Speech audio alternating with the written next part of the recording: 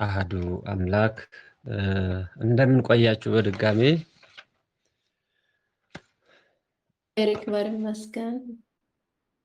እንግዲህ ቸሩ አምላካችን እግዚአብሔር በቸርነቱ ጠብቆ እስከዚህ ሰዓት ድረስ ያደረሰን የአባቶቻችን አምላክ እግዚአብሔር ስሙ የተመሰገነ ይሁን። እንደሱ ቸርነት እና መልካም ፈቃድ ባለን እንግዲህ የተወሰነ እንደ መግቢያ ነው የቤተ ክርስቲያን ታሪክ ነው የምንማረው። እግዚአብሔር አምላካችን የሚያስተምረን እርሱ ነው። እኔ የምናገርበትን እናንተ የምትሰሙበትን ጆሮ አስተዋይ ልቡና እንግዲህ አድለን በተቻለ መጠን እንግዲህ ቢያንስ በአንድም በሌላም ትምህርቱን ልትማሩት ትችላላችሁ። ሆኖም ግን እንደው በጣም በጥልቀት ባልሄድበት እንደው ሃይላይት እና ለማስታወስ ያክል ነው የምንነጋገረው ማለት ነው። እንግዲህ ትምህርቱን የምንሰጠው በተለይ የቤተ ክርስቲያን ታሪክ ቁጥር 1 ቀሲስ ዶክተር ሰሙ ምትኩ እና መምህር ቸሪ አበበ በኢትዮጵያ ኦርቶዶክስ ተዋሕዶ ቤተክርስቲያን የሰንበት ትምህርት ቤቶች ማደራጃ መምሪያ ማህበረ ቅዱሳን ሰኔ 2000 ዓመተ ምህረት ላይ የታተመች ለኮርስ ተብላ የተዘጋጀች ናት። እንግዲህ እሷን በምን ብላችሁ የምታገኙበትን ከኔም ደግሞ ከንተም ከምላቸው ከአባቶች ከተማርኩት እየጨማመርን እንማማራለን ማለት ነው። እንግዲህ ከእናንተ የሚጠበቀው ያው ማስታወሻ በሚችሉት መንገድ ማስታወሻ መያዝ ነው። ምናልባት ያው በተለያዩ በስራ ቦታም ልትሆኑ ትችላላችሁ፣ እየሰራችሁም ሊሆን ይችላል። ብቻ እንግዲህ በምትችሉት ሁኔታ ጆሮአችሁን ሰጥታችሁ እንድታዳምጡኝ በእግዚአብሔር ስም ለማሳሰብ ነው። እንግዲህ የቤተ ክርስቲያን ታሪክ ሰዎች ስላለፈው ጉዳይም ሆነ ስለወደፊቱ የሚያስቀምጡልን ወይም የሚከትቡትን የሚያወሳ ነው ማለት ነው። እንግዲህ ሰነድ ናቸው። ሰዎች ሰርተውት ያለፉትንና ያከናወኑትን ነገር እንዲሁም በቀደሙ ዘመን የተፈጸሙ ክዋኔ ሁሉ ታሪክ ይባላል ነው የሚለው። በመጀመሪያ ላይ እንደው ታሪክ ዝም ብሎ መቼም ዛሬ ላይ የደረስንበት የተሻለ መረጃ ከተገኘ ያንን ታሪክ ብለን ያቆየነውን እሱን እንትን የሚልበትም አጋጣሚ እንደሚኖር ነው። አንዳንድ ጊዜ ታሪኮች ያው ቋሚነት ላይሆኑ ይችላሉ። በተጨባጭ ሁኔታ ላይ የተመሰረተ ያንን ከዛ የተሻለ ታሪክ ደግሞ ከተገኘ እሱን የዕለቱን የሚገኘውን ታሪክ ነው የሚዘገበውና ያው ወደፊት ሳይሆን ያለፉትን አባቶቻችን ያለፉትን ነው ማለት ነው የሚዘግቡት። ይሄም ቤተክርስቲያናችን የታሪክ መዛግብት ራሱን የቻለ ሰነድ ያስቀምጣቸዋለች። በተለይ ደግሞ እንግዲህ የክርስትና ሃይማኖት አህዱ ብሎ ከገባ ከኢትዮጵያ ጀምሮ ከዚያም ቀድሞ ደግሞ ለቤተ ክርስቲያን እንደ ታሪክነት የምንጠቀምባቸው ብዙ መዛግብቶች አሉ።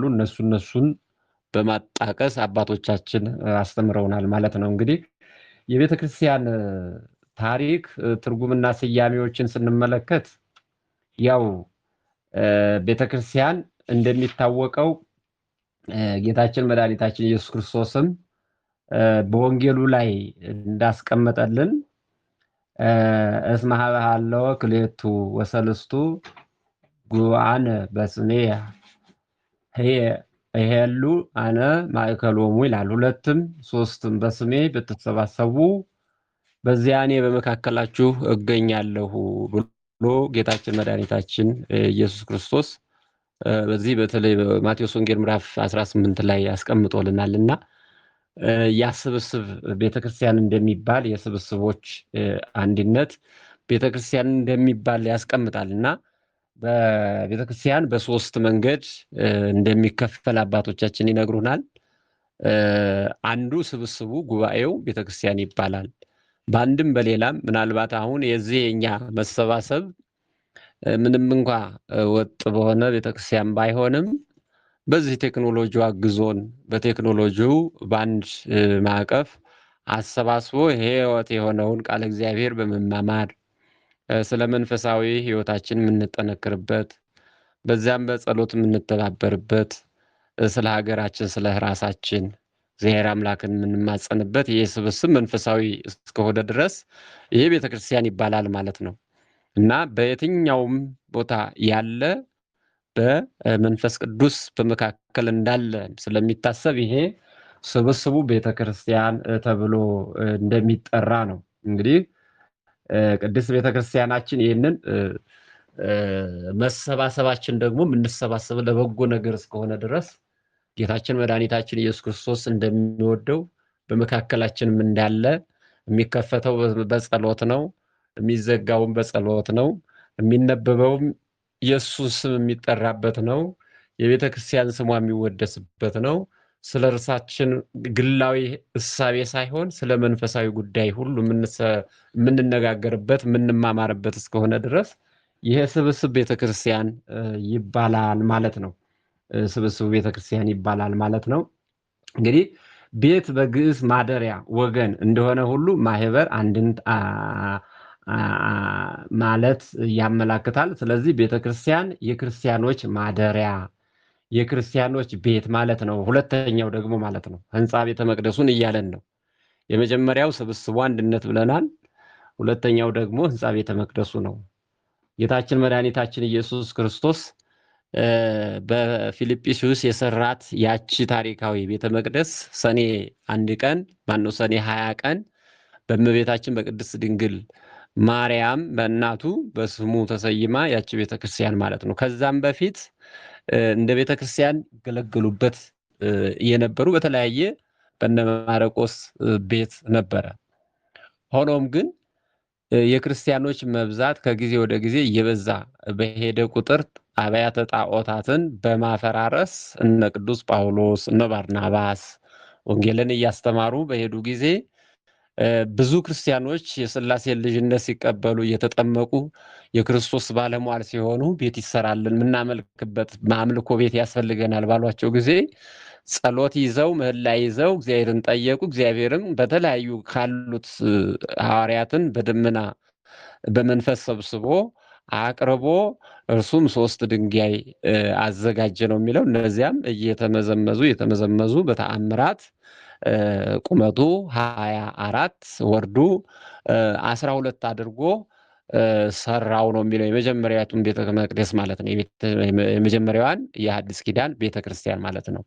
እና ይህች ቤተክርስቲያን ጌታችን መድኃኒታችን ኢየሱስ ክርስቶስ ራሱ ቀድሶ ሐዋርያትን ያቆረበበት እመቤታችን ቅድስት ድንግል ማርያምን እናቱን መንበር አድርጎ በዕለቷ በሰኔ 21 ቀን ቀድሶ ለሐዋርያት ያቆረበበት ዕለት ስርዓትን ሰርቶ ያሳየበት ዕለት እንደሆነ ይነገራል ማለት ነው። እና ይቺ አማናዊት ቤተክርስቲያን ትባላለች። አማናዊት ቤተክርስቲያን ትባላለች። ክርስቶስ ደግሞ የነጠበባት በየትኛውም በዚያ በቀራንዮ ስለኛ ሁሉ ብሎ የሞተልን ክርስቶስ በቀራንዮ የፈሰሰበት በኡራኤል አማካኝነት ደሙን ተቀብለው በነጠበበት ሁሉ የእግዚአብሔር ቤተ መቅደስ ትሰራለች ማለት ነው። እንዳውም ሊቁ ቅዱስ ያሬድ ምንድን ነው የሚለው? ዘበንቲ ያለ ቤተ ክርስቲያን ተጻይፈከ በውስተ አውድ ከመ ትቀድሳ በደመ ክቡር ብሎ ይናገራል። ለቤተ ክርስቲያን ስትል በአደባባይ በጥፊ የተመታህ አቤቱ ይህንን ማድረግህ እርሷን በከበረ ደምህ ትቀድሳት ዘንድ ነው ብሎ ቅዱስ ዳዊት ይናገራል ማለት ነው። ማን ነው? ቅዱስ ያሬድ በመዝሙሩ በዜማው ይናገራል፣ ያወድሳታል ማለት ነው። ክርስቶስ ለእኛ ለእሷ ሲል የሞተላት በጥፊ የተመታላት በመስቀል የተሰቀለላት ስለ አንዲቷ ቤተ ክርስቲያን በደሙ የታጠበች በደሙ የተመሰረተች ስለመሆኗ ይናገራል ማለት ነው። ለዚህም ነው የተቀደሰች የከበረች የተለየች እናት የምንለው ነው።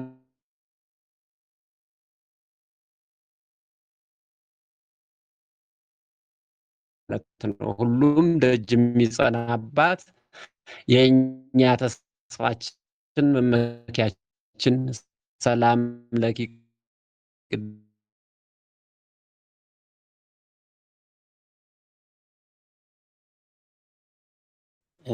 ዲያቆን የሚሰማዎት ከሆነ የእርስዎ ድምፅ ለእኛ እየተሰማ አይደለም። ድንገት ኔትወርክ ይዞት ነው መሰለኝ።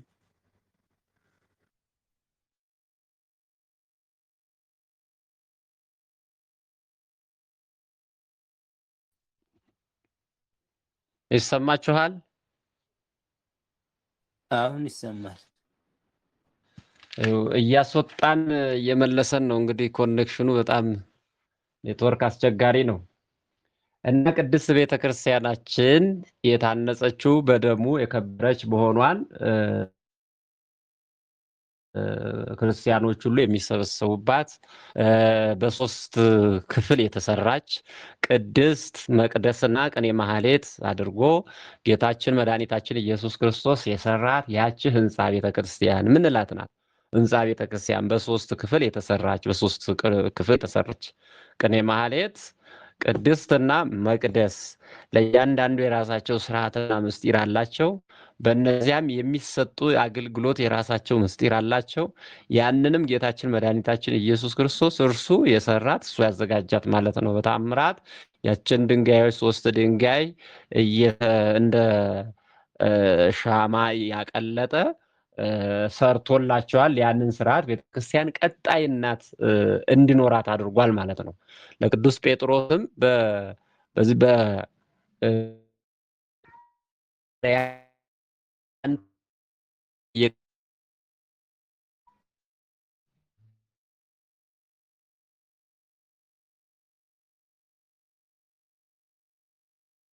እንዳለብን የክርስቶስ አካሉ የክርስቶስ አብያተ ክርስቲያናት ብሎ ይጠራታል ማለት ነው።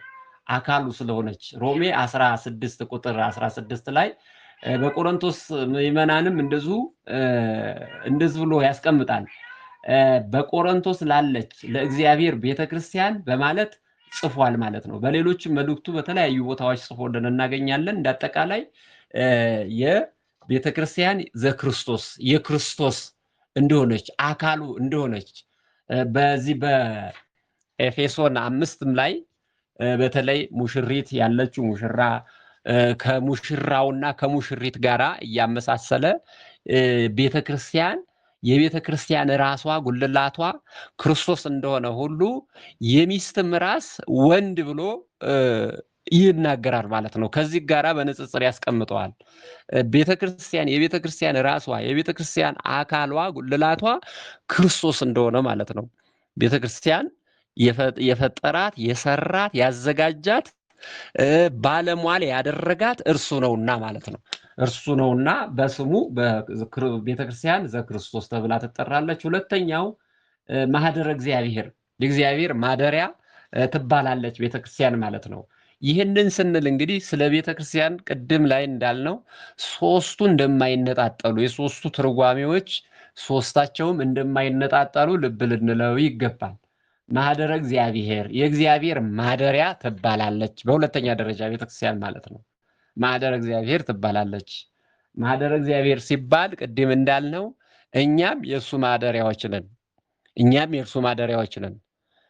እንደዚሁም ደግሞ ያቺ ህንፃውም ስሙ የሚጠራባት ስሙ የሚወደስባት 24 ሰዓት ካህናቱ መላእክት የሚያመሰግኑባት በምስጋና የሚተባበሩባት ስብሐተ እግዚአብሔር ስብሐተ ንግሁን ሁሉ የሚያደርሱባት ያቺ ቤተክርስቲያን ስሙ የሚጠራባት ሁሌም ምስጋናው የማይነጥፍባት በመሆኗ የእግዚአብሔር ማደሪያ ትባላለች ቤተክርስቲያን ማለት ነው።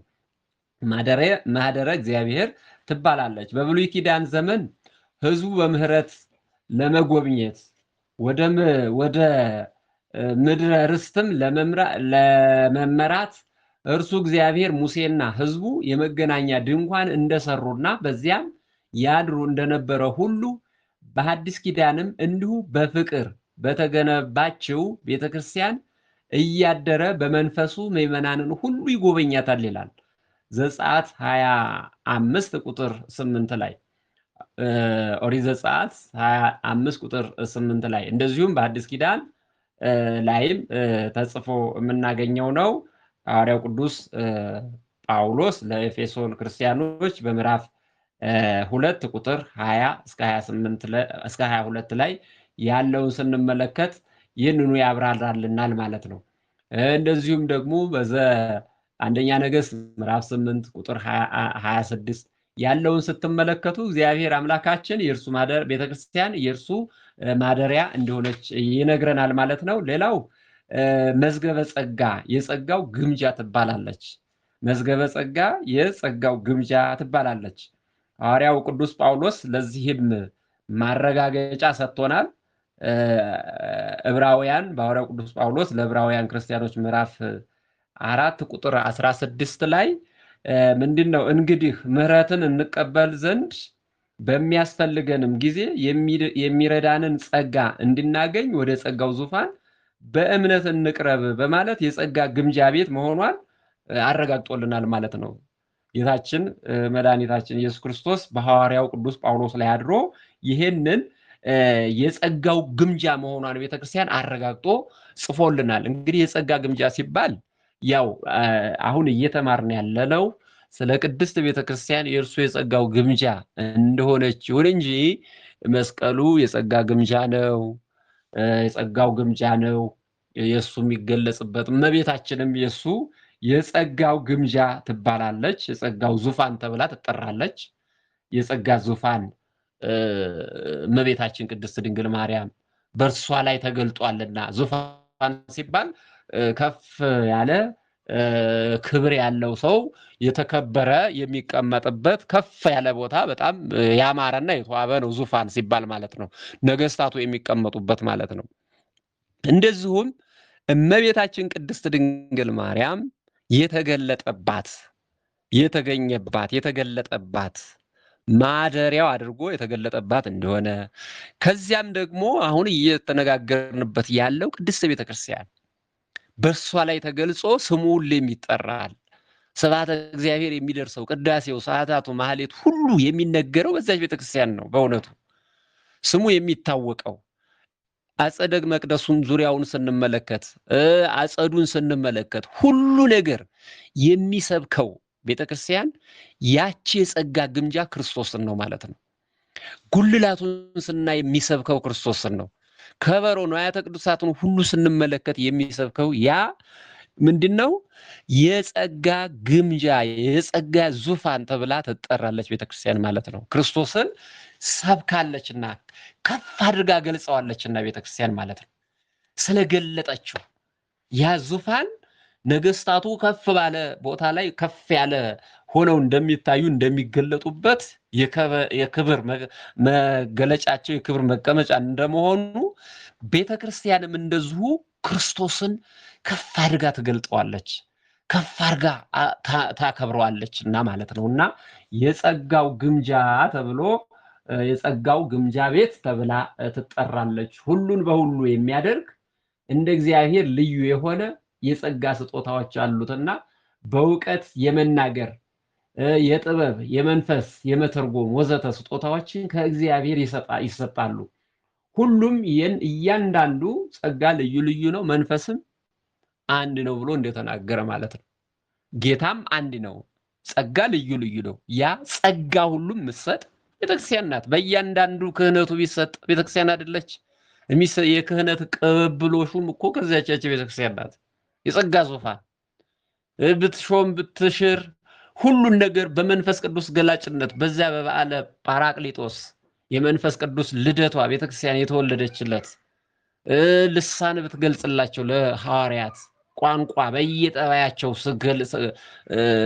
ቋንቋ የምትገልጥ ጥበብን ምስጢርን የምትገልጥ አባቶቻችን መተርጉማን እያመሰጠሩ የሚናገሩ እኮ ያቺ ቤተክርስቲያን የገለጽላቸው ያቺ ቤተክርስቲያን ያስተማራቸው እና ብዙ ስለሷ ተነግሮ የማያልቅ ብዙ ነገር ነው የሰጠችን ማለት ነውና ክርስቶስ እርሷ የመዝገበ ጸጋ የጸጋው ግምጃ ቤት ናት ማለት ነው። የጸጋ ግምጃ ቤት ነው የምትባለው ቤተክርስቲያን ማለት ነው። የጸጋ ግምጃ ቤት ሁሉ ያላት ሁሉ የተረፋት ጥበቡም ሁሉም ነገር ምሉ የሆነ ናት ማለት ነው። ሌላው ቤተክርስቲያን የጸሎት ቤት ትባላለች። ቤተክርስቲያን የጸሎት ቤት ትባላለች። አስቀድሞ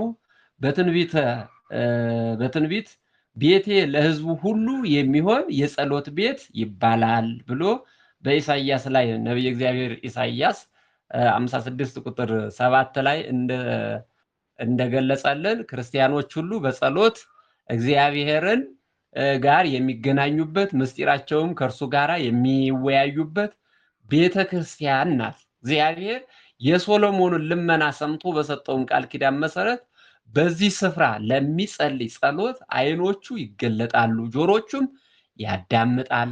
አሁንም ስሜ ለዘላለም በዚያ ይኖር ዘንድ ይህንን ቤት መርጬዋለሁ፣ ቀድሼዋለሁም። ዓይኖችም ልቤም ዘወትር በዚያ ምን ይላል? ይኖራል። ሁለተኛ ዜና መዋዕል ምዕራፍ 7 ቁጥር 15 ላይ እስከ 16 ያለውን ስትመለከቱ ይነግረናል ማለት ነው። አሁንም ስሜ ለዘላለም በዚያ ይኖራል፣ ቤቱንም መርጬዋለሁ፣ ቀድሼዋለሁ፣ ዓይኖችም ልቤም ዘወትር በዚያ ላይ ነው አለ። ልብ አድርጉ።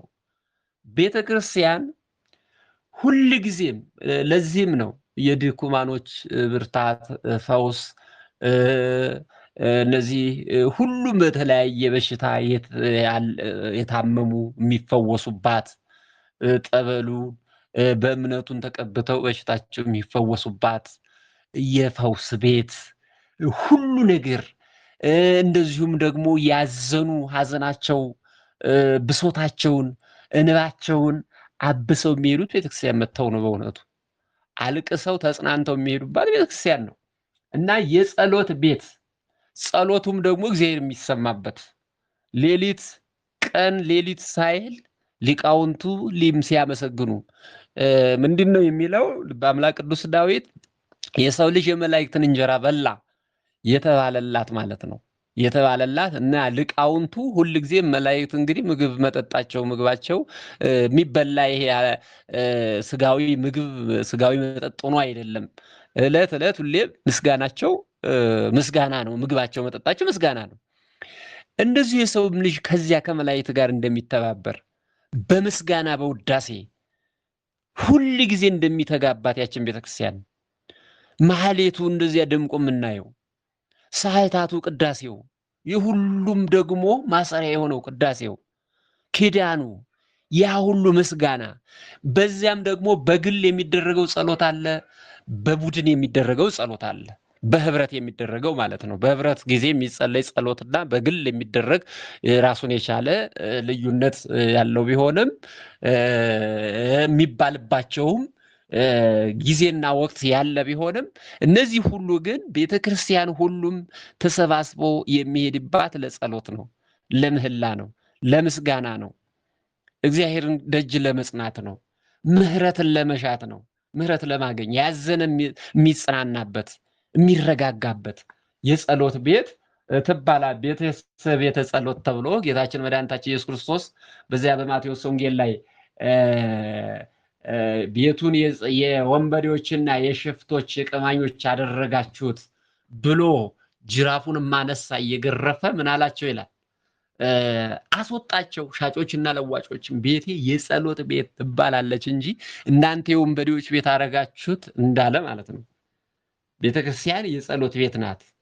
ቤተክርስቲያን የጸሎትና የልመና የምህረት መገኛ ቤት እንደመሆኗ በዚህ ጸሎት የሚደረስባት ምስጋና ለእግዚአብሔር የሚቀርብባት ናት ማለት ነው። ቤተክርስቲያን ሀብታም፣ ድሃ፣ ወንድ፣ ሴት፣ አሩግ፣ ወጣት ሳይል ሁሉም ያለው የሌለው ሳይል ባለጸጋ ድሃ ሳይል ሁሉም የሚሰባሰብባት ቤተክርስቲያናችን እንደሆነች ይነግረናል ማለት ነው።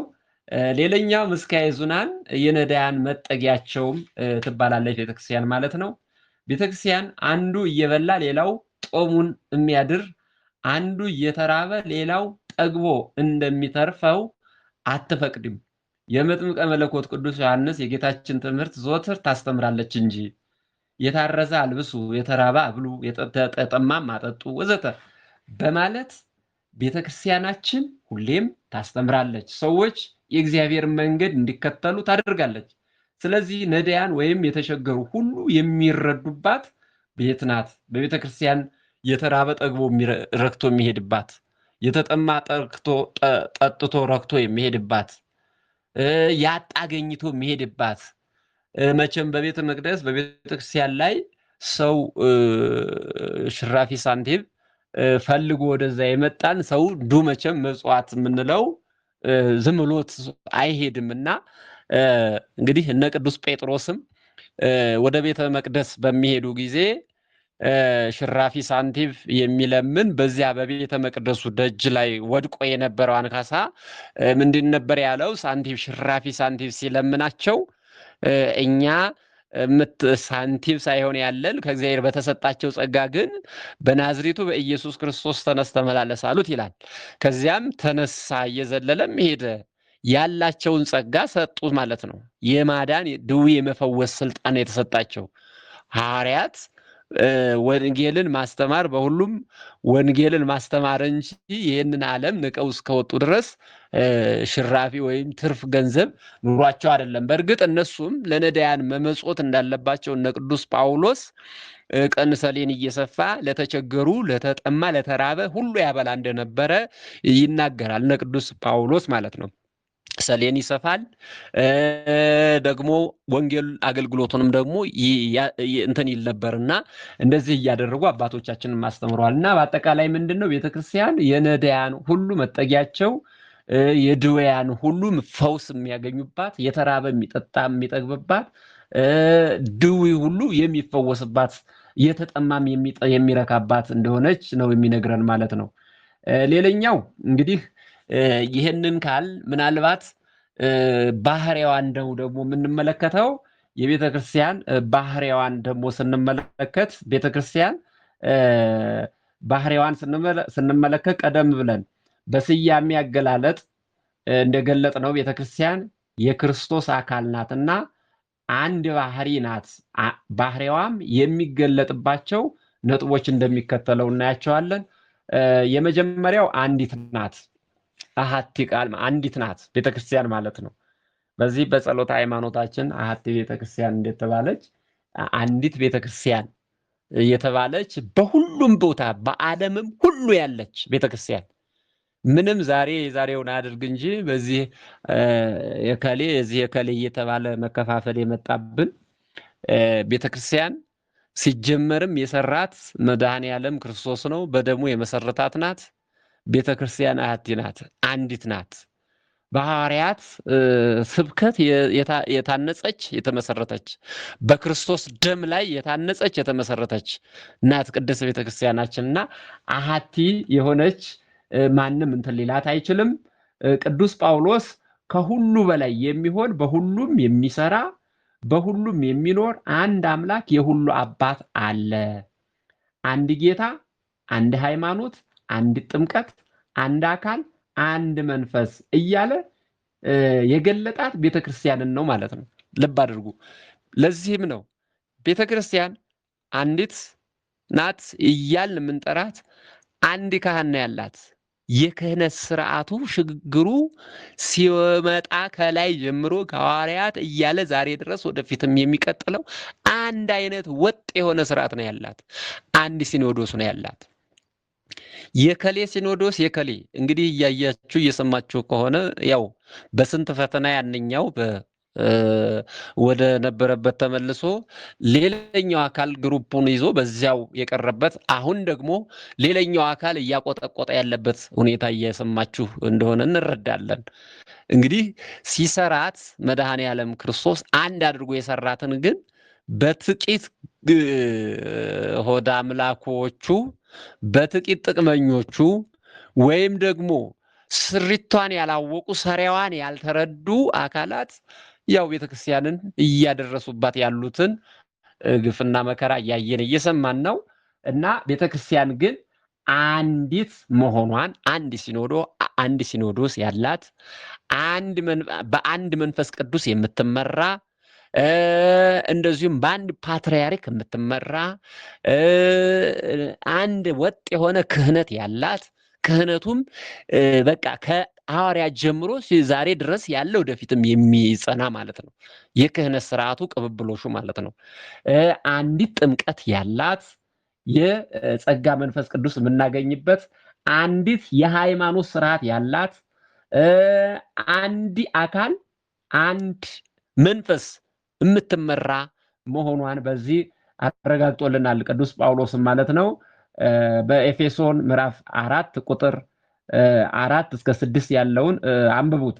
ጌታችን በዮሐንስ ወንጌል ላይም ራሱን በወንጌል ግንድነት ምዕመናንን በቅርንጫፍ ሲያስቀምጥ በተለይ በዚህ በዮሐንስ ወንጌል ምዕራፍ 15 ቁጥር 1 ጀምረን አነ ውእቱ ጉንደ ወይን እያለ እኔ የወይን ግንድ ነኝ እናንተም ቅርንጫፍ ናችሁ፣ እውነት እውነት እላችኋለሁ እኔ የወይን ግንድ ነኝ እናንተም ቅርንጫፍ ናችሁ ብሎ ተናግሯል ጌታችን መድኃኒታችን ኢየሱስ ክርስቶስ። ልብ አድርጉ፣ ክርስቶስ የወይን ግንድ ነው። በዚያ ግንድ ላይ ደግሞ ቅርንጫፎች ብሎ አስቀምጧል። ቅርንጫፍ ሐዋርያት፣ ከሐዋርያት ልጆች እኛ፣ ራሱ ባለቤቱ ደግሞ ያ ግንድ ወይን ግንድ ነው ማለት ነው። በእርሱ በአንድ እንትን ላይ የተጣበቀ ፍሬ የማያፈራ ተቆርጦ የሚጣል ፍሬ ሃይማኖት፣ ፍሬ ምግባር፣ የትሩፋት ምግባር ሃይማኖት የተባለው ያ የሌለው ተቆርጦ እንደሚጣል ነውና በአንድ ክርስቶስ አካል ላይ የተሰራች ናት ቤተክርስቲያን ማለት ነው። በአንድ ክርስቶስ አካል ላይ የተሰራች መሆኗን ያረጋግጥልናል ማለት ነው። ሰዎች በተለያዩ ሐሳብ የተለያዩ ምኞቶች ፈቃድ ሊኖራቸው ቢችልም ቤተክርስቲያን ግን የአንድ ክርስቶስ አካል ናትና አንዲት ናት፣ አትከፋፈልም። ከእምነቷም ከስርዓቷም ከትውፊቷም የወጣ ቢኖር እርሱ ይለይ ብላ ቤተክርስቲያን በቀኖና ቤተክርስቲያን ደንግጋ አስቀምጣለች። በፍትሐ ነገሥታችንም ላይ ከቤተክርስቲያን ውጭ ይሆናል አንድ ጊዜ ብቻ በክርስቶስ ደም የተመሰረተች ናት የጸናች ቤተክርስቲያን። አንዱ ዘመን አልፎ ሌላው ዘመን፣ አንዱ ሰው አልፎ ሌላው ሰው ቢተካ በተለያዩ ቦታዎች በተለያዩ ሰዎች ስርዓቷን የጠበቁ የተለያዩ ህንፃ አሰራር ሁኔታ ቢኖር እርሷ ግን አንዲት ናት። አንዲት ናት። ስርዓቷ አንድ ጊዜ ተሰርታ ያለቀች ናት ማለት ነው። የሰራትም እርሱ ባለቤቱ ነው። ዛሬ ክርስቶስ ወንጌልን አሰብኩም ኢየሱስን አሰብኩም ብያሉ መናፍቃን ሊያስተምሩን ይነሳሉ። ክርስቶስን ከቤተክርስቲያን ከሰበከችው በላይ ደግሞ ከቤተክርስቲያን የኛ ቤተክርስቲያን ከሰበከችው በላይ በየትኛውም ዓለም አይገኝም። በየትኛውም ዓለም አይገኝም። የሌሊት የማህሌት አገልግሎቱ ክርስቶስን ነው የሚሰበከው። ሰዓታቱ የሚሰበከው ክርስቶስን ነው። ቅዳሴው አሃዱ አብ ቅዱስ አሃዱ ወልድ ቅዱስ ብሎ ኪዳኑ ሁሉም ያ ስርዓት ሁሉ የሚሰበከው ቢነገረው ስለ አንዱ ክርስቶስ ነው። ከዚህ በላይ ምን የሚሰበክ ነገር አለ? ቤተክርስቲያን ስሪቷን በራሱ ስንመለከት የምትሰብከው ከበሮው እያንዳንዱ ስርዓት ንዋያተ ቅዱሳት እያንዳንዱ የሚሰብኩት ክርስቶስን ነው። ክርስቶስን እንደኛ ቤተክርስቲያን የሰበከ ለመሆኑ የታለና ነውና አንዲት ሃይማኖት አንድ ጊዜ ተሰራች፣ አንዲት ስርዓት አንድ ጊዜ ተሰራች፣ ሁሉም በልክና በመጠን ተደርጋ የሰራት ያዘጋጃት ቤተክርስቲያንም አምልኮ ስርዓቷ ሁሉ አንድ ጊዜ ተሰርታ ያለቀች የተጠናቀቀች ናት። ዘመን ሲመጣ ዘመን ሲተካ ሰው ሲመጣ ሰው ሲተካ የምትቀያየር አይደለችም። እንደ ዘመኑ ተለዋዋጭ ትውልድ ማለት ነው። ቤተክርስቲያን ያቸው ናት። ሁሌም ያው ነው። ጌታ አንድ ነው፣ እርሱ ያው ነው፣ ሁሌም ራሱ ነው። ሃይማኖትም ያው ደግማ ቀኖና ትውፊት ብለን የምንኖርበት ነው ማለት ነው። ሁለተኛ ቅድስት ትባላለች ቤተክርስቲያን ማለት ነው። እኔ ቅዱስ ነኝና እናንተ ቅዱሳን ሁኑ ተብሎ ስለተጻፈ የጠራችሁ ቅዱስ እንደሆነ እናንተም ደግሞ በኑሯችሁ ሁሉ ቅዱሳን ሁኑ ብሎ በአንደኛ ጴጥሮስ ምዕራፍ 1 ቁጥር 15 እስከ 16 የጌታ ደቀ መዛሙርት ባስተማሩት መሰረት ቤተክርስቲያን የተቀደሰ ስራ የምትሰራ በውስጧም የሚገቡትና የሚኖሩት ሁሉ በየጊዜው ራሳቸውን የሚቀድሱበት ቤት ናት። ቤተክርስቲያን ቅዱስ በሆነው በክርስቶስ ደም የተቀደሰች ስለሆነ ቅድስት ናት። ዛሬ ላይ እንደው በዚያ በዳንኤል ላይ ትንቢተ ዳንኤል ላይ የተቀመጠ አንድ ቃል አለ። በወንጌሉም በዚህ በማቴዎስ ወንጌል 24ም ላይ ተቀምጧል። ያን ጊዜ አንባቢው ያስተውል ይላል። የረከሰው ሰው በተቀደሰ ቦታ ላይ ቆሞ ስታዩ፣ የተቀደሰው በረከሰ ቦታ ላይ ቆሞ፣ የረከሰው በተቀደሰ ቦታ ላይ ቆሞ ያን ጊዜ አንባቢው ያስተውል ብሎ ይናገራል። እሷ ዘለዓለማዊ የተቀደሰች የጸጋው ግምጃ የሆነች በራሱ የቀደሳት በደሙ ያጸናት የከበረች ሆና ሳለች ግን ዛሬ አንዳንድ የእፉኝት ልጆች ቤተክርስቲያን ላይ ሲሳለቁባት ስናይ እንመለከታለን። እዛው ያሉት አገልጋዮች ሳይቀሩ ቅድስና የሌላቸው ክብራቸውን ያጡ ክብራቸው ሆዳቸው የሆነ ነውራቸው እንደ ክብር እንደ ዝና አድርገው ሐዋርያው ቅዱስ ጳውሎስ በዚህ በፊልጵስዩስ 3 ላይ ተናግሮታል። ሆዳቸው አምላካቸው ሆዳቸው አምላካቸው ክብራቸውም ነውራቸው ነው። እኛስ ሀገራችን በሰማይ ነው ያለው አይደለ? ፊልጵስዩስ 3 ላይ ቁጥር 18 ጀምረን ስንመ እነዚያ የመስቀል ጥላቶች ይላቸዋል። የመስቀል ጥላቶች ይላቸዋል። ቤተ ክርስቲያን ቅድስት ናት። የቀደሳት ራሱ ባለቤቱ ነው። እኔ ቅዱስ ነኝና እናንተም ቅዱሳን ሁኑ። አይደለም ሰውነታችሁ ኑሯችሁ ሁሉ የተቀደሰ ይሁን። አርአያ ክህነት የጠበቀ ከመሆኑም በላይ በነገራችን ላይ ለካህኑ ብቻ አይደለም፣ ይሄ ለሁሉም ለምእመናኑም ጭምር ራስን ማስቀደስ፣ ራስ የተቀደሰ ሰውነት ቤተክርስቲያን አንዱ ቅዱስ የእግዚአብሔር ቤተ መቅደስ ነንና ይህንን የረከሰ እንዳይሆን እንዳናረክሰው መጠበቅ መቀደስ ይኖርብናል ማለት ነው። ሁልጊዜም የተቀደሰ ቅዱሳን ሁኑ እኔ ቅዱስ ነኝና። የእርሱ ቅድስና የባህሪ ገንዘቡ ነው። የኛ ቅድስና የጸጋ ቅድስና ነው።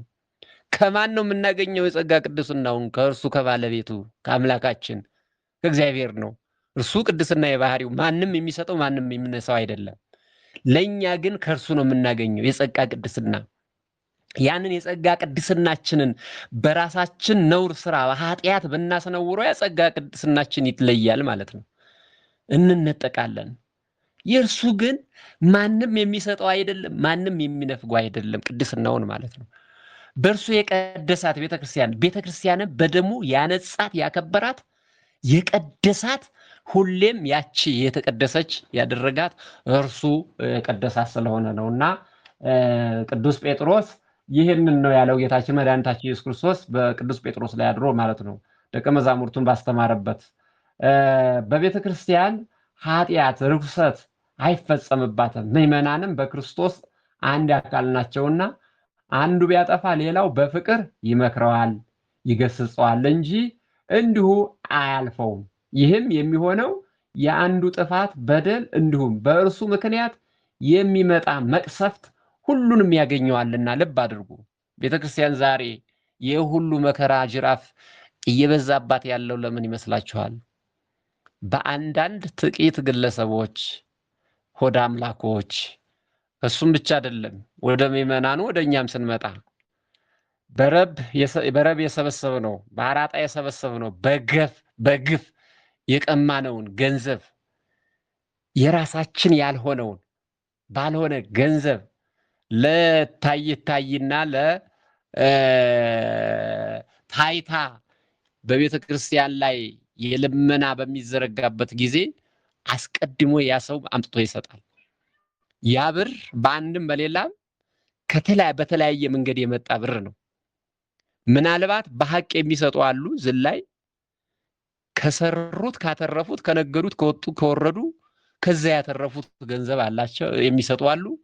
በዛው ልክ ደግሞ ቀማኞች፣ ዘራፊዎች፣ አራጣ የሚሰበስቡ ግፈኞች በግፍ የመጣ ገንዘብ በምንድነው ይሄ በሰላቢ እየሰለቡ የሚያመጡ እነዚህ ሰዎች የሚሰጡት ለቤተ ክርስቲያን የሚሰጡት ያቺ ለቤተ ክርስቲያን ላይ ተደምራ የገባች ቤተ ክርስቲያኑ ይታነጽበታል። ሲታነጽ ያ በገፍ የመጣ አብሮ ሲቀላቀል እንዴት ብሎ ታዲያ እግዚአብሔር አያዝንብን? እንዴት ብሎ ንጹህ ያልሆነ ገንዘብ ሲቀላቀልበት እግዚአብሔር ያዝናል። እሱም ብቻ አይደለም፣ ካለን አስራት በኩራት ካለመስጠታችን የተነሳ እነዚያ ሐናንያና ሰጲራ ባልና ሚስቶች አይነት ማለት ነው በሐዋርያት እግር ስር እያመጡ ሌሎች ሐዋርያት ያላቸውን ሀብት ንብረት የጋራ አድርገው እንትን ሲሉ እነሱ ግን ግማሹን እኩሌታ የመሬት የሸጡትን ቀንሰው ሲያስቀሩ ምንድነው የሆኑ? እያንዳንዳቸው ሐዋርያው ቅዱስ ጴጥሮስ ገሰጻቸው። ወዲያውም አንተና ገንዘብ ጥፋ አለው። እሱም ጠፋ፣ እሷም ያንን ስትሰማ እሷም ጠፋች ነው የሚለው። ወይ ከገንዘባቸው ወይም ከራሳቸው አልሆኑም ማለት ነውና ዛሬም እየሆነብን ያለው ይሄ ነው። እውነተኛ የንጽህና ገንዘብ ተቀደሰችዋ ለከበረችው በደሙ ያነጻት ለቅድስት ቤተክርስቲያናችን የሚገባ መባ ንጽህና የጎደለው ከመሆኑም የተነሳ አንድ፣ በሁለተኛ ደረጃ የኛም ቅድስናም ጭምር ችግር ያለበት ከአገልጋዩ ጀምሮ ችግር ያለበት በመሆኑ እነዚህ ተደማምረው በቤተ ክርስቲያን ላይ እየመጣ አንዳንድ ጊዜ አሁን ወደ ሌላ ጣት እንቀስራለን። የኛው በደል፣ የኛው ክፋት፣ የኛው የበደል ብዛት፣ ግፍ ብዛት እግዚአብሔር አዝኗል። እንግዲህ አፍኒንና ፊንሐስ የኤሊ ልጆች የተሰራውን ታሪክ ወደኋላ ዞር ብሎ ማየትና ማስተዋል ነው። ያችን ቤተ መቅደስ ሲያስነውሯት 3 ኃጢአት እጅግ አደገኛ የሆኑ ኃጢአቶችን ሰርተው በመጨረሻም የድፍረታቸው ድፍረት ታቦተ ጽዮንን ይዘው ሲዘምቱ በዚያው እነሱም ታቦተ ጽዮንም ተማርካ እነሱም በጦር ሜዳ ሲረግፉ ያን ሲሆን ግን ኤሊ ምንም አልገሰጻቸውም ነበር ነው የሚለው አይደለም።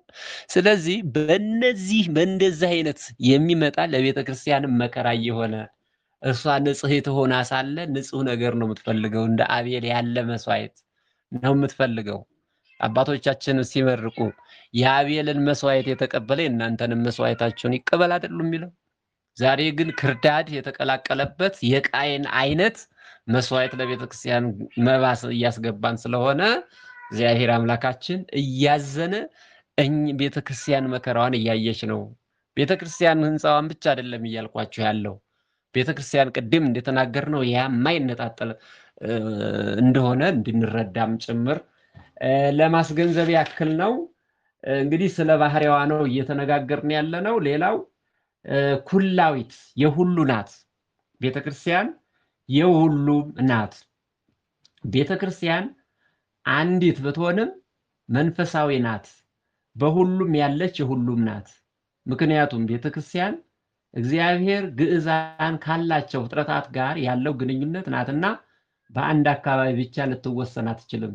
ቅዱስ ጳውሎስም ይህንኑ ሲገልጽ ሁሉንም ከእግሩ በታች አስገዛለት፣ ከሁሉም በላይ ራሱ እንዲሆን በቤተ ክርስቲያን ሰጠው፣ እርሷም አካሉና ሁሉን በሁሉ የሚሞላ የእርሱ ሙላት ናት ብሎ በኤፌሶን 1:23 ላይ ያስቀምጥልናል ማለት ነው። ስለዚህ ሁሉም በሁሉ ያለች አምኖ ተጠምቆ በስሟ የሚሰባሰብ ሁሉ ያ ኩላዊት የሁሉም እንደሆነች ያላመኑት አምነው የሚመጡባት ተጠምቀው ተምረው የሚመጡባት የሁሉም ሕፃን አዋቂ ሴት ወንድ ሳይል በሽተኛ ምን ሳይል ጎሳ ብሔር ሳትለይ ሁሉን አቅፋ የያዘች የሁሉም ቤት እናት ቤተክርስቲያናችን ማለት ነው። የሁሉም ቤት ማንም ሁሉም ተሰባስቦ በዚያ ደጅ እንኳን አይደለ የማያምኑትም ጭምር የማያምኑትም ቢመጡ ተምረውባት ሰምተዋት አዳምጠው ተምረው ተጠምቀው እንዲጸኑባት ይሆናልና ማለት ነው።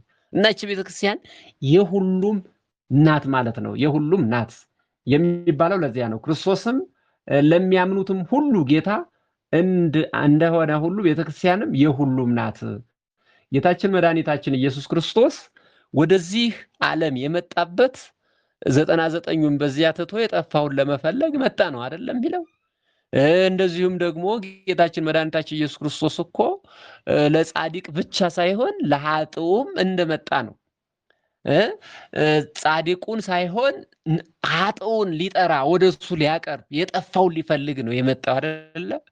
ስለዚህ የኃጢአተኞችም በሽተኛ ከበሽታው እንዲያገግም ወደ ሕክምና እንደሚሄድ ሁሉ ከኃጢአት በሽታ ፈውስ የሚያገኘው በዚያች ቤተክርስቲያን ሲመጣ ነው። ሁሉም ንስሐ ገብቶ ተጸጽቶ አንብቶ አልቅሶ ይቅርታን ጠይቆ የሚድንባት የሚፈወስባት የህሙማን በስጋም በነፍስም የታመሙ በሽተኞች አንካሶች ሁሉ የሚፈወስባት ያቺ ቤተሳይዳ እየተባለች ቤተክርስቲያን ናት ማለት ነው። በቤተሳይዳ ያቺ መጠመቂያ 5 መመላለሻ ያላት በዚህ በዮሐንስ ወንጌል 5 ላይ የተጠመቀው። እነዚህ 5 መመላለሻ በ5ቱም እርከኖች ላይ 5 አይነት የበሽተኛ አይነት ተኝተውባት የነበሩ እነዚያም ደግሞ የውሃው መናወጽ ባዩ ጊዜ ሮጦ ወደዛ የተጠመቀ ከበሽታው ተፈውሶ ይሄድ ነበር ይላል። ከዚያ ውስጥ ግን የሚሸከመው ወደ ባህሩ የሚወስደው ያጣ ዘመድ ወገን የሌለው 38 ዓመት አልጋ ቁራኛ ላይ የነበረው መጻጉዕን ታሪክ ይነግረናል። ማንም የሚወስደኝ ልትድን ትወዳለህን ብሎ ሲጠይቀው ጌታችን መድኃኒታችን ሰው የለኝም አለው። ጌታችን መድኃኒታችን ኢየሱስ ክርስቶስ ተነስ ተመላለስ፣ አልጋህን ተሸክመ ሂድ አለው። ከዚያም ተነስቶ አፈፍ ብሎ ተነስቶ ሄደ። ያቺ መመላለሻ የአምስቱ አዕማደ ምስጢር ምሳሌ እያሉ አባቶቻችን በተለያየ ምሳሌ እየመሰሉ ይናገራሉ። ያም ውሃ ባህር የተባለው የመልአኩን መውረድ እየሰሙ መልአኩ ከሰማይ መውረዱ ለቀድሶተ ማይ ይላሉ። ቀድሶተ ማይ ውሃውን ለመቀደስ ያ መልአኩ የካህን ምሳሌ፣ ውሃው ደግሞ የጥምቀት ምሳሌ፣ 5ቱ መመላለሻ ላይ ያሉት የምእመናን ምሳሌ 5 መሆናቸው 5ቱ አዕማደ ምስጢር ምሳሌ፣ ቤተሳይዳ ቤተክርስቲያን ምሳሌ እያሉ አባቶቻችን በምሳሌ ባጭሩ ያስቀምጣሉ ማለት ነው። እና ይህች ቤተክርስቲያን የሁሉም ቤት የሁሉም የፈውስ የመድኃኒት ቤት መዳኛ ቤት ናትና ሁሉም የሚሰባሰብባት እንደሆነ ይነግረናል ማለት ነው። የመጨረሻው ባህሪዋ እንግዲህ የቤተክርስቲያን ባህሪዋ የመጨረሻው ሐዋርያዊት ናት። ሐዋርያዊት ናት። ሐዋርያዊት ናት ማለት በፈቃደኞች ሰዎች ስብስብ ብቻ ዛሬም ተመስርታ ልትኖር የምትችል አይደለችም። መሰረቷ አንድ ጊዜ በክርስቶስ ተጥሏልና ከዚህም በሐዋርያት ታንጿል። በዚህችም ቤተክርስቲያን ከመኖር ውጭ የክርስቶስን ስሙን በመጥራትና ክርስቲያኖች ነን በማለት ብቻ ቤተክርስቲያን ማድረግ አይቻልም። ቅዱስ ጳውሎስ ከተመሰረተው በቀር ማንም ሌላ መሰረት ሊመሰረት አይችልምና ከተመሰረተው በስተቀር አለ ጌታችን መድኃኒታችን ኢየሱስ ክርስቶስ አንድ ጊዜ መስርቷታልና ከተመሰረተው በቀር ማንም ሌላ ሊመሰረታት አይችልም። እርሱም ኢየሱስ ክርስቶስ ነው የመሰረታት ያነጻት። ማንም ግን በዚህ መሰረት ላይ በወርቅም ቢሆን በብርም ቢሆን በከበረ ድንጋይም በእንጨትም በሳርም ወይም በአገዳ ቢያንስ የእያንዳንዱ ስራ ይገለጣል። በእሳት ስለሚገለጥ ያን ቀን ያሳያልና የእያንዳንዱ ስራ እንዴት መሆኑን እሳቱ ይፈትነዋል በማለት እንደገለጸው ማለት ነው። በዚህም ሐዋርያዊ ትምህርት የታነጸች እንደሆነች በአንደኛ ቆሮንቶስ ምዕራፍ 3 ቁጥር 10 ቁጥር 10 ምዕራፍ 3 ቁጥር 10 እስከ 14 ላይ ያለውን ስንመለከት የቤተክርስቲያን ሐዋርያዊት መሆኗን ይነግረናል ማለት ነው። ስለዚህ የሰራት መጀመሪያ ክርስቶስ ነው። ከክርስቶስ ደግሞ ተቀብለው ሐዋርያት ሰሯት፣ አነጿት። በሐዋርያት በነቢያት መሰረት ላይ ታነጻችኋል፣ በነቢያት እና በሐዋርያት መሰረት ላይ ታነጻችኋል አይደለም የሚለው። ከሐዋርያት ያስተማሯት ትምህርት ያስተማረች እንደ ሐዋርያት ምስጢራትን ትፈጽማለችና ሐዋርያት የተቀበሉትን የእነርሱ የሆነውን ቅዱስ ትውፊት ተቀብላ ትሰራለች እንጂ አዲስ ነገር ፈጥራ ራሷ ከጨምራ የምትሰራው አይደለም። በሐዋርያትና በነቢያት መሰረት ላይ ታነጻችኋል በማለት ራሱ ድንጋይ ክርስቶስ ኢየሱስ እንደሆነ በእርሱም ሕንፃ ሁሉ እየተገጣጠመ በጌታ ቅዱስ ቤተ መቅደስ እንዲሆን ያድጋል። በእርሱም እናንተ ደግሞ ለእግዚአብሔር መኖሪያ ለመሆን አብራችሁ ትሰራላችሁ ብሎ ኤፌሶን 2 ላይ አስቀምጦልናል ማለት ነው። እና በአጠቃላይ ቅድምም ላይ ስለ አንድነቷን ስንናገር የሐዋርያዊ ቅብብሎሽ በተለይ ጌታችን መድኃኒታችን ኢየሱስ ክርስቶስ አስቀድሞ ከሐዲስ ኪዳን በፊት ቀደም ብሎ የደብተራ ኦሪት ቤተ ሰሎሞን ቤተ መቅደስ የሶሎሞንን ቤተ መቅደስ በሚያገለግሉበት ሌዋውያን ካህናት የሚያገለግሉት ያ መስዋዕተ ኦሪት የሚሰውበት ያ ጥላ ነው። ጥላ ምሳሌ ነው። በሐዲስ ኪዳን አማናዊ ነው። በሐዲስ ኪዳን ያ የነበሩት ካህናት ለሐዲስ ኪዳን እንደ ጥላ ሆኖ ያገለግላል። በደብተራ ድንኳን በሶሎሞን ቤተ መቅደስ የነ አሮን ሲያገለግሉበት የነበረው የሌዋውያን ካህናት ሲያገለግሉ የነበረው ያ አገልግሎት መስዋዕተ ኦሪት ሲሰውበት የነበረው ለእግዚአብሔር የሚያቀርቡት መስዋዕት ለአሁኗ ለሐዲስ ኪዳን እንደ ጥላ ሆኖ አገልግሏል። ጌታችን መድኃኒታችን ኢየሱስ ክርስቶስ ይሄንን አዲሱን ስርዓት ሰራልን። አዲሱን ስርዓት ለሐዋርያት አሳያቸው፣ አስተማራቸው። ከዚያም ሐዋርያት ደግሞ ያንን ይዘው መጥተዋል ማለት ነው።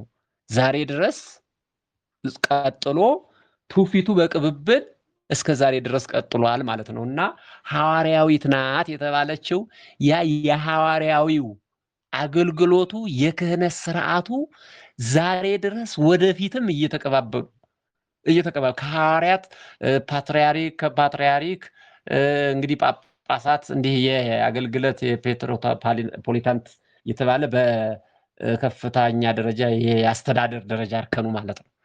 በዋናነት ያው የበፊቱ የነበረው ዲያቆን አለ፣ ኤጲስቆጶሳት አሉ። እነዚህ ይሾማሉ። ዛሬ ላይም እነዚያ ከሐዋርያት ጀምሮ የመጣ በቅብብሎሽ የመጣው የክህነቱ ቅብብል ዛሬ ድረስ እንዳለ ያም የሐዋርያዊ አስተምሮ ስርዓቱን የጠበቀ እስካሁን ድረስ የመጣ መሆኑን ባጭሩ ይሄን ይመስላል። እንግዲህ ለዛሬው እዚህ ላይ እንቋጨውና ምናልባት ጥያቄዎችም ካሏችሁ ሰዓትም እየሄደ ይመስለኛል፣ አላውቅም። አስተያየትም ካላችሁ ጥያቄም ካላችሁ ጥያቄዎችን እየተቀበልን መልስ የሚያስፈልጋቸው መልስ ብንሰጥ ወይም አስተያየት ካላችሁ አስተያየት ተቀብለን በዙ ብንቋጨው የሚለውን ለማለት ነው። ምናልባት ግልጽነት ከሌለ እንደው በዚህ ብገልጽልን የሚለውን ነገር በአስተያየት ለኔም ቢያንስ ማሻሻሽ የምቀርብበትን መንገድ እንትን ብል አስተያየት ብትሰጡኝ የሚል ነው። ስለነበረን ጊዜና ሰዓት ሁሉ የአምላካችን የእግዚአብሔር ስሙ የተመሰገነ ይሁን። ወስብሐት ለእግዚአብሔር ወለወላዲቱ ድንግል ወለመስቀሉ ክቡር። ይቆየን።